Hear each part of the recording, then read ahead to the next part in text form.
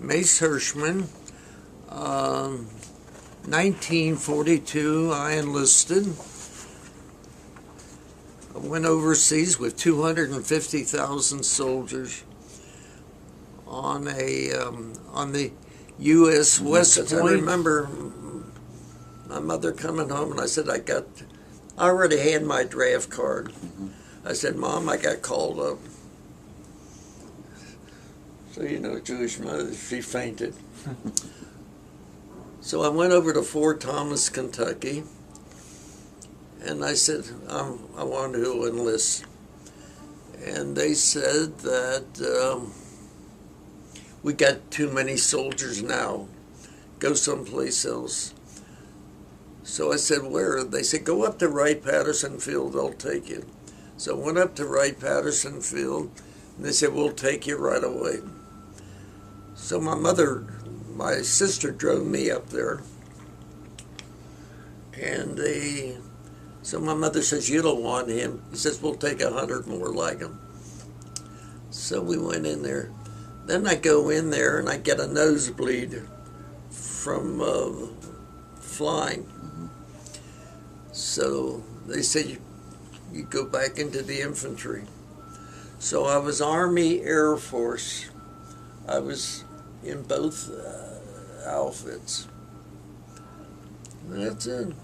So I didn't think it was such a big deal. Went to Bombay, India. Our outfits separated. They went to India. No, they went to Japan. And I went to Egypt, North Africa, to the Suez Canal. Let's see, Tripoli,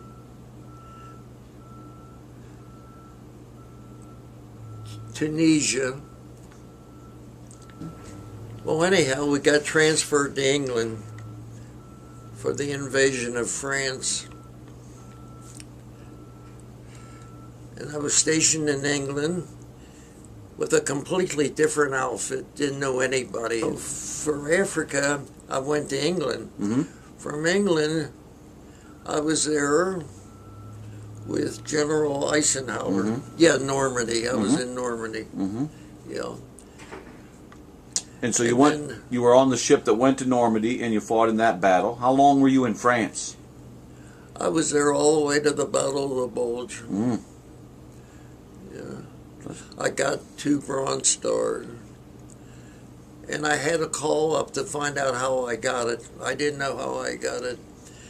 And I had my daughter call up,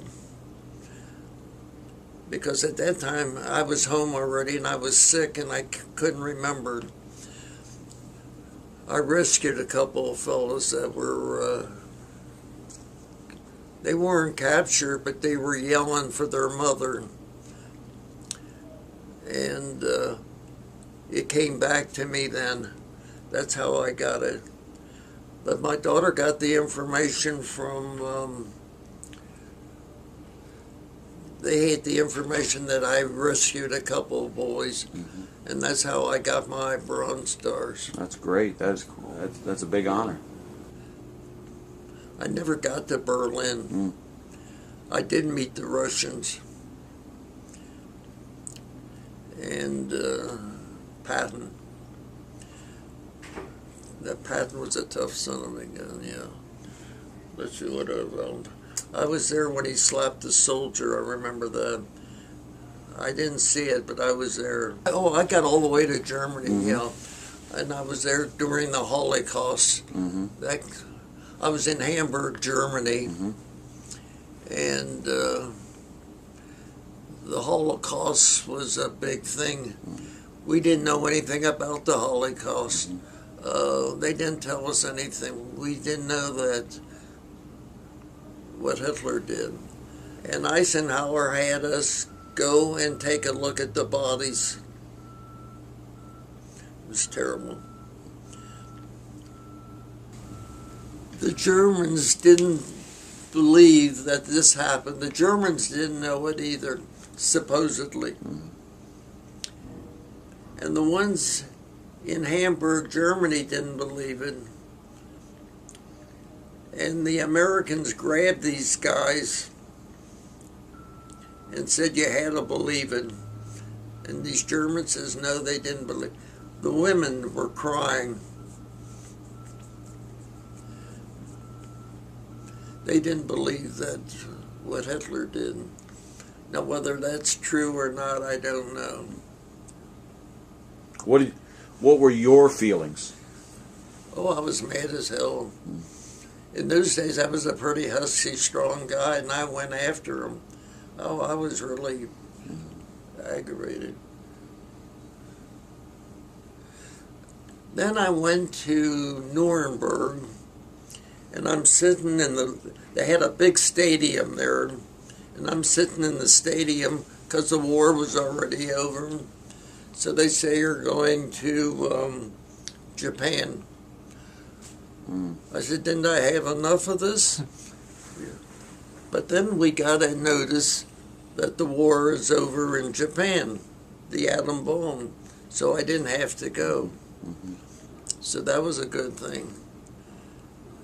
And then I took a plane home. When I got home, I called up these mothers, and I said, your kids are okay. But the ones that were rough were the ones that committed suicide. That's hard. That's difficult. Yeah. That I remembered.